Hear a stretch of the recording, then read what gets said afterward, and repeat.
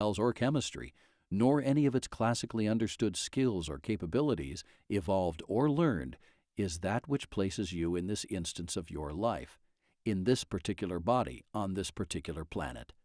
Why? It is due to relativistic obstacles to the initial occurrence, and to recurrence of individuality described in the scenario. Anything that can occur can reoccur. 2. Individual life, one's position of view, is necessarily a recurring phenomenon in this universe. Classically speaking, one's parents are only the parents of your form, your host body. Likewise, creatures indigenous to some other ecosystem on some other planet orbiting some other star in this universe may play host to another viable form. Forms perhaps based on entirely different chemistry, even ones we may today be reluctant to recognize as biology, which will serve in a similar capacity to entangle your QEF and thereby host a singleton instance of your life. You will be in that life every bit as alive and as committed to that being as you are to this one, at this moment, sensory capabilities notwithstanding. Non-classically speaking, you are where you are at this moment because an available viable host species happened to evolve on this particular planet. Further, this particular indigenous host body has naturally entangled at your unique value of a property or degree of freedom, your QEF, of the immutable, naturally occurring QE spectrum. This is the recurring mechanism that places you where you are at this moment. This process can repeat again and again with any viable host species that may emerge anywhere in this universe or perhaps elsewhere. This naturally occurring mechanism predicted by the line hypothesis is independent of the means by which a viable host may come into existence. Whether by natural evolution or synthetic biology, by non-biological technology, or by other means, a viable host describes any entity capable of natural entanglement at a unique QEF with metamatter to establish an individual position of view, or POV, in space-time. The long-held red herring called dualism emerges from the equally long-held misrepresentation of one's being with one's host form's cognitive skills and talents, or lack thereof, of intelligence, consciousness, self-awareness, sentience, memory, speech, etc. Such host-specific emergent skills are the blinders which, once again, confuse our understanding of the reality of our circumstances. Strip these away and what's left? The position of view, or POV. A POV is had by all living forms, regardless of host biology, chemistry, species, or location in space-time.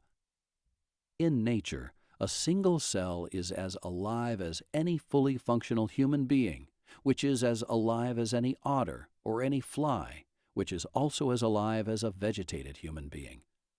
How do we describe a living being? What is the first-person individuality of such forms of life? We shy away, or we abstain or knowingly voice some irrational placeholder reasoning for what we know must ultimately be true. All life, regardless of form, is equally implemented in Earth's ecosystem and also in nature writ large. For nature is the original agnostic. Further, if the POV is indeed a recurring phenomenon in this universe, how could this natural implementation of individuality be naturally mobile in an expansive Higgs universe? The scenario poses this question. The line hypothesis is one plausible answer.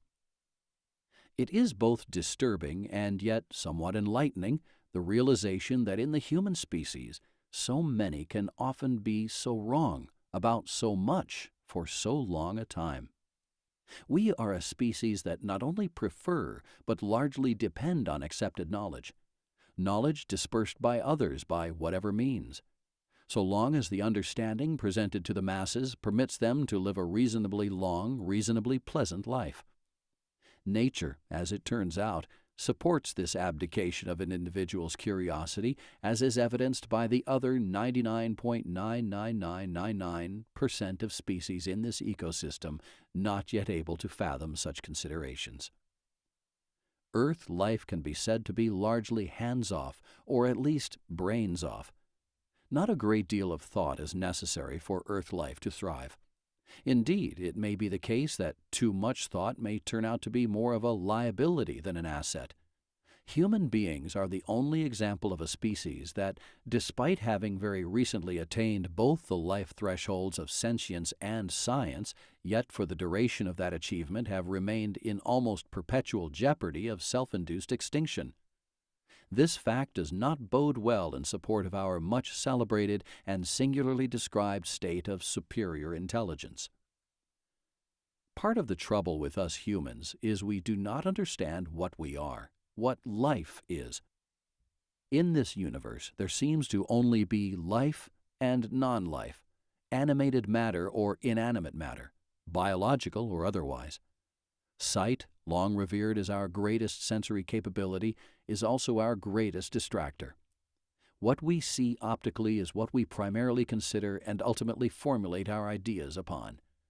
This begs the question, what if the human species had no optical sensory organs? If instead we were optically blind to many of the concepts that currently form so many of our ideas, among them the speed of light being the most fundamental? If instead we could sense our surroundings by some other means, like sonar or heat. Heat is electromagnetic, but for us, not optical. Heat, or infrared, could eventually lead to similar conclusions as optical light.